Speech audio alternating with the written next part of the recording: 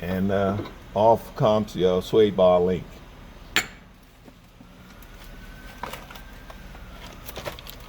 You have the new one here in the box.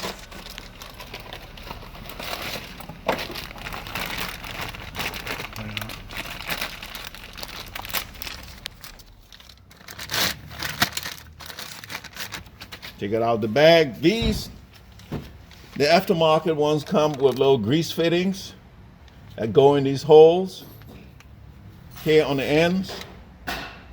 So I'm gonna insert the grease fittings, tighten them down, and pump a little grease in there. If you have a grease gun, pump a little grease in there.